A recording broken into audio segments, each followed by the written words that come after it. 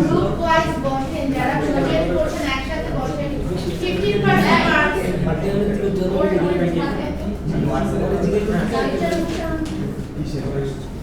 15% marks প্রজেক্টে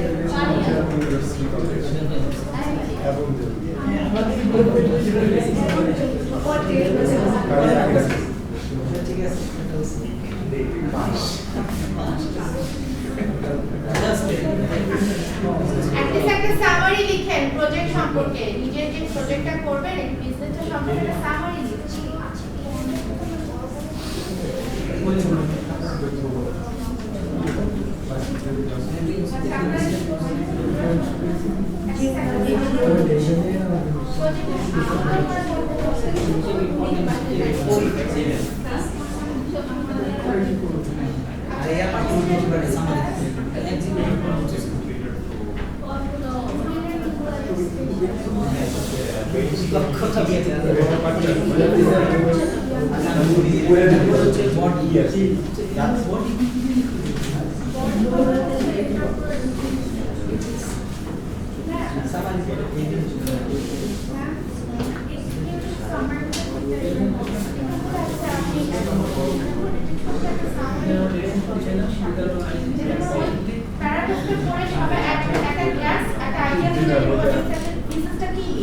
কিসের উপর বেস করে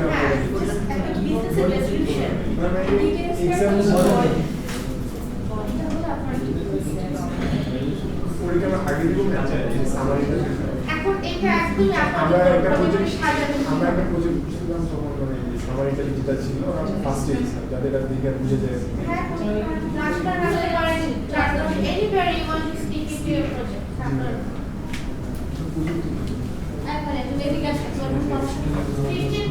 মার্কস যদি আপনাদের মিড আর অন্যগুলো খারাপ হয় তাহলে কিন্তু মার্কস বাড়িয়ে দিব, সেটা কি সুন্দর করে আপনার একটা ব্যবসা আছে কিন্তু আপনি কমিউনিকেশন করতে জানেন না, তখন কিন্তু বিজনেসটা খুব একটা এক্সপান্ড করবে না।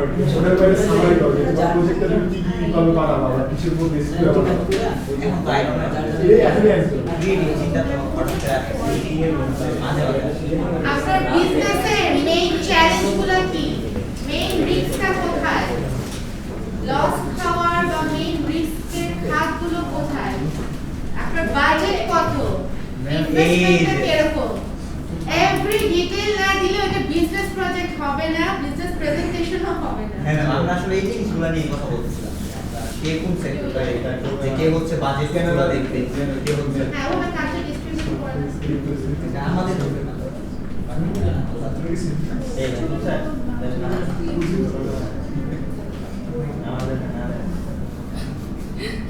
এবং এটার আন্ডার এক্সপানশন করবেন, এটা কি শুধু ঢাকার বাইরে এক্সপানশন নাকি ঢাকার ভিতরে পুরো বাংলাদেশে নাকি ইন্টারন্যাশনালি, ইন্টারন্যাশনাল হলে কোন মার্কেট, কোন দেশের কোন মার্কেট আপনি ধরতে চাচ্ছেন,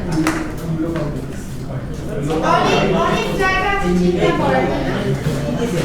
কুরিয়া সব কুরিয়া আমি তো আপনার নিচে দিলাম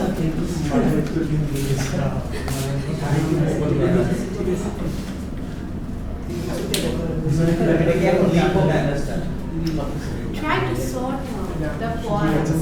Try to draw something like সবটা লিখতে হবে। একটা outline pass করে, তারপর আমার বলে জানি কি কি আছে and group wise না বুঝলে problem। ম্যাম আপনার এই চারটা এর উপরে বেস করে কি এখন সমাজ না না আমাদের প্রজেক্টে এরকম হবে এগুলো এই প্রবলেমগুলো থাকবে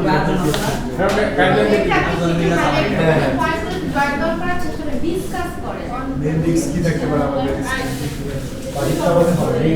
বাজেটের জন্য আমাদের রিয়েল বাজেট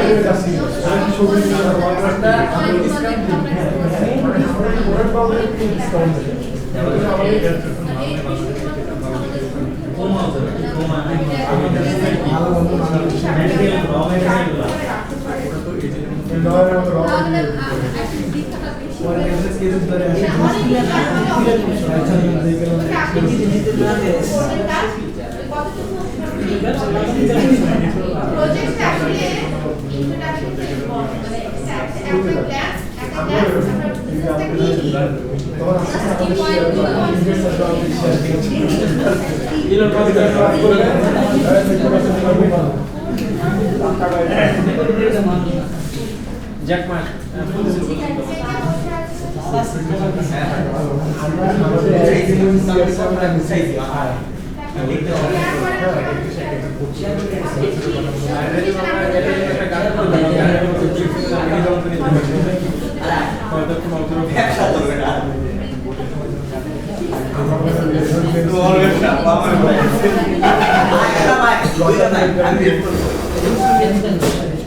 কি বিট করবে ভাই ডেমো দেখো ওই জায়গায় ঠিক বিজনেসম্যান ওয়ার্ক আরে টাকা ভাই খাবার মতো কাজে দিন প্রথম question how will you explain your business আমাদের যেহেতু হচ্ছে ওই ফ্রেশ ফিশ নামেই বোঝা যাচ্ছে যে আমরা কাস্টমারদেরকে আমরা বলতেছি যে we gonna deliver you fresh fishes so আমাদের সবচেয়ে বড় যে সমস্যা সেটা হচ্ছে স্টোরেজ কারণ আমরা কোল্ড স্টোরেজ সেটা যদি আমরা হচ্ছে একবারে 100 থেকে 150 কেজি মাছ একবারে আনতে চাই কোথা থেকে আসে আমরা সরাসরি হচ্ছে কক্সবাজার অথবা চিটাগং তাহলে আপনার ট্রান্সপোর্টের ব্যাপারগুলো আপনাকে আমাকে দেখতে হবে। মেনশন করতে হবে হ্যাঁ Because ওখানে একটা বিগ একটা কস্ট সেটা হচ্ছে আমাদের বাজেটটার মধ্যে স্টোরেজ পদ্ধতিটা কি তাহলে আমাদের স্টোরেজ ভেসেল এত আওয়ার যখন ট্রাভেল করে আনছেন আমার মনে হয় হ্যাঁ সেটাই আমি বলছিলাম যে সেটাই আমি বলছিলাম কিন্তু আমাদের যে সবচেয়ে বড় চ্যালেঞ্জিং যে বিষয়টা সেটা হচ্ছে আমাদের স্টোরেজটা নিয়ে প্লাস হচ্ছে যে ফ্রেশ তো শুধু ফিশ থাকতে হবে না এটা পৌঁছানো পর্যন্ত আমাদের নিশ্চিত করতে হবে যে আমরা ফ্রেশটাই তারপরে সেই ক্ষেত্রে যেহেতু ফিশটা আমরা জানি যে খুব তাড়াতাড়ি হচ্ছে আমাদের যে রুম টেম্পারেচার এটা হয়ে যায় নষ্ট হয়ে যেতে পারে তো সেই ক্ষেত্রে আমাদের হচ্ছে যে সেটা নিয়ে ভাবতে হয় যে কিভাবে আমরা এটাকে সংরক্ষণ তারপর হচ্ছে সেটা বিতরণ পর্যন্ত আমরা কিভাবে নিয়ে যাব প্রসেসটা মানের উপরে সেই ক্ষেত্রে আমাদের মানে এটা নিয়ে একটু ভাবতে হবে আর আমরা সেটার জন্য যেটা করছি সেটা হচ্ছে বলবেন what's the method of storage এবং এখান থেকে মূলত ট্রান্সপোর্টটা প্রপার ট্রান্সপোর্ট এবং নেয়ার ডেলিভারি এনশিওর করাটা আপনারা কি কি পদ্ধতি নিচ্ছেন বা নেয়ার প্ল্যানে আছেন আমাদের প্রিজার্ভেশনের কি পদ্ধতিগুলো ওগুলো বিজনেস ওয়াইজ প্রিজার্ভেশনের জন্য পয়েন্টগুলো আলাদা হবে চিংড়িতে যে জেলিফিশ আমরা সেটা কিভাবে আমরা হচ্ছে যেটা করি সেটা হচ্ছে যে আমরা হচ্ছে যে বিজনেস টু বিজনেস আমাদের এটা যেটা বি টু বি এখন এটা আপনাদের কোনো থার্ড পার্টি ইনভলভ সেটা একটা ডিটেইলসে বলতে হবে তো আমাদের এটা যেহেতু ম্যাম বিজনেস টু বিজনেস তো হচ্ছে আমরা পাইকারি যে মানে যারা বিক্রয় করতেছি তাদের থেকে আমরা নিতেছি একটা হিউজ অ্যামাউন্টে আর তারপর সেটা আমরা হচ্ছে যে খুচরা ভাবে আমরা হোম ডেলিভারি সহ করে দিচ্ছি তো সেই ক্ষেত্রে আমাদের ডেলিভারি নিয়ে আমরা যেটা চিন্তা করছি যে আমাদের আমরা যেহেতু কিছু স্টুডেন্টস, তো আমাদের মধ্যে অনেকেই আছে যারা লেজার পিরিয়ডে আমাদের যে সময়টা থাকে সেই সময়টাতে আমরা যেটা করবো যে প্রত্যেকদিন 3 ঘন্টা করে নিব, যে এই 3 ঘন্টা ধরে এই 3 ঘন্টা তো এই 3 ঘন্টা তো। সো আমরা ওইভাবে বাইকও আছে আমাদের 3জন ফ্রেন্ডের, সো ওরা জাস্ট ইজিলি এটা ডেলিভার করে দেবে যার এরিয়ার কাছাকাছি এটা করে। আর সেটার জন্য আমরা যেটা করছি যে ডেলিভারি দেওয়ার জন্য কি করা যায়, সেটার জন্য মিনি ফ্রিজ পাওয়া যায়, যে ছোট বাকেট যে মিনি ফ্রিজগুলো, ওইগুলোর মধ্যে আমরা হচ্ছে যেটা করি বরফ দিয়ে তারপর ওইটার উপরে মাছ রেখে তারপর এটা মিনিমাম 5 থেকে 6 ঘন্টা চলে যায়, ফ্রেশ থাকে। এক্সপানশনের আন্ডারে এটা আসে যে সোশ্যাল মিডিয়ার মাধ্যমে প্রচার কিভাবে করছে। হ্যাঁ, প্রচারটা এটা খুবই ইম্পর্টেন্ট একটা পয়েন্ট। হ্যাঁ, প্রচারের জন্য হচ্ছে আমাদের মানে আপাতত হচ্ছে না আমরা এটা ফেসবুকে সীমাবদ্ধ রাখছি, যেহেতু আমরা স্টার্টিং এ আছি। সো আমরা হচ্ছে ফেসবুকে আমাদের পেজ আছে, সো 5 স্টার রেটিং আছে, you can check it out. Target client আপনি কিভাবে রিচ করছেন? Fresh fishes, fresh fishes. So 5 star রেটিংও আছে আর দেখতে পারেন। আর আমাদের সবচেয়ে যেটা প্লাস পয়েন্ট সেটা হচ্ছে আমাদের একজন ভোক্তা আমাদের সাথে আছে ম্যাম। সো আমি আর you can take দুজনে feedback from নিয়েছিলাম। ঠিক আছে, হ্যাঁ, তোমার রিভিউ you নিতে can পারো। take testimonials। হ্যাঁ, আমি তো কাটরাই অর্ডার করছিলাম। ম্যাম আপনার কাছে আরে ব্যবসাতে একটা আচ্ছা, টেস্টিমোনিয়াল হিসাবে কাস্টমারদের যে কি বলেছে হ্যাঁ। আপনার এখানে সেটাকে আপনি তাদের উক্তিটা তুলে দিতে পারেন আপনাদের প্রজেক্টে এন্ড প্রেজেন্টেশনে। তাদের রিভিউটাও দিতে পারো। তাদের রিভিউ দিতে পারেন। আমি চ্যালেঞ্জগুলো বললাম, এখন চ্যালেঞ্জগুলো আমার বিজনেসে কি হচ্ছিল, যেহেতু আমার যে বললাম কাছে আমাদের ব্যবসা ঝামেলা। তো তারপর যেটা হচ্ছে মেইন রিস্ক, তো আমার মেইন রিস্ক যেটা থাকে সেটা হচ্ছে যে আমার যে ইমেজটা যেন ডাউন না হয়। কারণ আমি যে কাস্টমারসগুলো, আমার যে টার্গেট, যে আমার অডিয়েন্স না, এই ক্ষেত্রে কাস্টমার টার্গেট কাস্টমার যারা, তারা হচ্ছে ম্যাম মিডল ক্লাস থেকে আপার মিডল ক্লাস। সো আমি why is that এটা এক্সপেক্ট কারণ হচ্ছে ম্যাম, যেহেতু তার আমরা হচ্ছে বেশিরভাগ সি ফুডস গুলা নিয়ে দিয়ে থাকি, তাছাড়া হচ্ছে যেগুলো নদীর আর সাগরের মাছ, যেগুলো সাধারণত একটু বেশি কেজি ওজনের হয়, ওইগুলো সাইজেও বড় হয় আর কোয়ালিটিটাও ভালো থাকে। আর যেহেতু কোয়ালিটি ভালো, তাই আপনার অবশ্যই প্রাইসটা একটু বেশি পড়বে। সেই ক্ষেত্রে হচ্ছে আমরা টার্গেট অডিয়েন্স, টার্গেট কাস্টমার্স হিসেবে আমরা রাখতেছি হচ্ছে যে আচ্ছা, আপনি কোয়ালিটি কিভাবে মেইনটেইন করবেন? আমি এটাই বলতেছিলাম যে মেইন রিস্ক। সো আমার ব্র্যান্ড ইমেজ যেন ডাউন না হয়। সো ইমেজটা কখন ডাউন হবে, যখন আমার কোনো রেগুলার কাস্টমার অথবা আমার কোনো একটা কাস্টমার খারাপ প্রোডাক্ট হবে। আর যেহেতু এটা কোনোভাবে আমার হাতে না, যে প্রোডাক্ট আমি নিজে তৈরি করছি না, যে আমি এটার শতভাগ গ্যারান্টি আমি নিজে ইনশিওর করতে পারবো। সো আমার সবচেয়ে বড় যে রিস্কটা থাকবে সেটা হচ্ছে আমি যাদের সাথে বিজনেসটা করতেছি, আমি যাদের থেকে পাইকারি দরে ভাঁজটা কিনে আনতেছি, তারা যদি আমার কোনোবার আমাকে হচ্ছে ঠকায় কোনোভাবে, প্রতারিত করে, সেই ক্ষেত্রে হচ্ছে আমার একটা যেটা আমি ব্যাকআপ রাখতে চাচ্ছি সেটা হচ্ছে চিটাগংয়ে আমার যে ফ্রেন্ডস আছে, ফ্রেন্ড সার্কেলের মধ্যে, তো ওদেরকে আমি হচ্ছে যে রাত 3টায় সাধারণত ম্যাম হচ্ছে যে এই ইয়েগুলা ওইখান থেকে পোর্ট থেকে আনা হয় মাছগুলা, তো সেখান থেকে কালেক্ট করার সময় ওদেরকে কারোকে ওইখানে রাখতে হবে, so that they can check the quality. চ্যালেঞ্জের ক্ষেত্রে আরেকটা পয়েন্ট আসবে যে কোয়ালিটি ইনশিওর করাটা, তোমরা ওইটার জন্য কোনো একটা স্টেপ নিতে পারো যে ওখান থেকে আনার আগে কোয়ালিটি কন্ট্রোল ইনশিওর কিউসি রাখো, কোয়ালিটি কন্ট্রোল ইন্সপেক্টর। এখানে একটা ব্যাপার আছে, look at the weather 42 degree, তাই না ওয়েদার?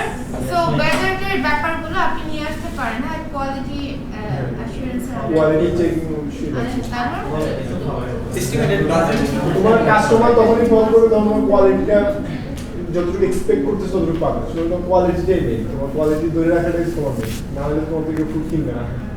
সেটাই ছিল আমার হচ্ছে যে মেইন রিস্ক। আমি এই কারণেই বললাম, কারণ আমার একবার কোয়ালিটি যদি আমার ইমেজটা একবার কোনোভাবে ডাউন হয়ে যায়, সেক্ষেত্রে আমি যতই বলি ফ্রেশ ফুড দেই, এখন দেখা গেল তোমার মাছটা মার্কেট 5 দিন ধরে নষ্ট হচ্ছে না না মাছেরটা এটাই রিস্ক থেকে যাচ্ছে বড় নাকি।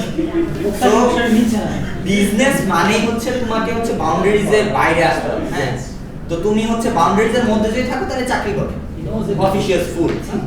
তো যদি বিজনেস করো, অ্যাড যাবে আপনাদের ব্যবসার যে অ্যাড হয়, পার্টিকুলার যে অ্যাডগুলো যে আপনারা প্রমোট করেছেন, ওই অ্যাডগুলোর একটা অংশ আপনারা প্রজেক্টে অবশ্যই রাখবেন। হোয়াট ইজ দ্য অ্যাড, যেটা দেখে মানুষ feel like buying the product. আমাদের ব্র্যান্ডের তার হচ্ছে আমাদের এস্টিমেটেড বাজেট হচ্ছে ma'am, be honest ma'am, budget ma'am প্রথম যেটা আমরা স্টার্ট করছিলাম as we all students, so আমাদের বাজেটটা মানে 1 লাখ ছিল। সো ম্যাম আমরা ওইটা থেকে ওইটাকে মানে আর আমরা তো বেসিক্যালি আমরা যেটা করতেছি যেটা আমরা হচ্ছে অর্ধেক টাকা দিয়ে আমরা ওদের থেকে নিতে পারতেছি একটা টাইমলাইন দেখাতে হবে কবে শুরু করেছেন তারপরে বাজেট কয়বার রিভাইজ হয়েছে বুঝতে পারছেন বাজেট কয়বার রিভাইজ করেছেন কি অনুযায়ী সেল এক্সপেক্ট করেছিলেন কতটুকু হয়েছে you need to mention that না হলে এটা বিজনেস প্রেজেন্টেশন হবে না এগুলো মাথায় নিয়ে করতে হবে not then otherwise not ma'am যাদের আমাদের এরকম বিজনেস নাই ম্যাম তাদের আমাদের কোনো বাজেট করে যাদের আছে তাদের সাথে আপনাকে জয়েন করতে হবে ব্যবসায় শুধু হ্যাঁ তো ব্যবসা করি না ব্যবসা তো সামলাইতেছে আচ্ছা এই জিনিসগুলো আপনাদের যদি হেল্প করবে যখন রিয়েল লাইফে বিজনেস করবেন এটা হেল্প করবে ওটা হচ্ছে নাম্বার 1 বাজেট তো আমাদের এটা 27টা মানে আমরা এক্সপেক্ট করতে চাচ্ছি সো কবে থেকে কি টাইম লাইনে দেখেন হ্যাঁ ইওর বাজেট এন্ড দ্য ঠিক আছে একদম পার্সেন্টেজ সহ দেখাই দিব যে কত পার্সেন্ট আমরা করে এক্সপেন্ড করতেছি আর ঠিক আছে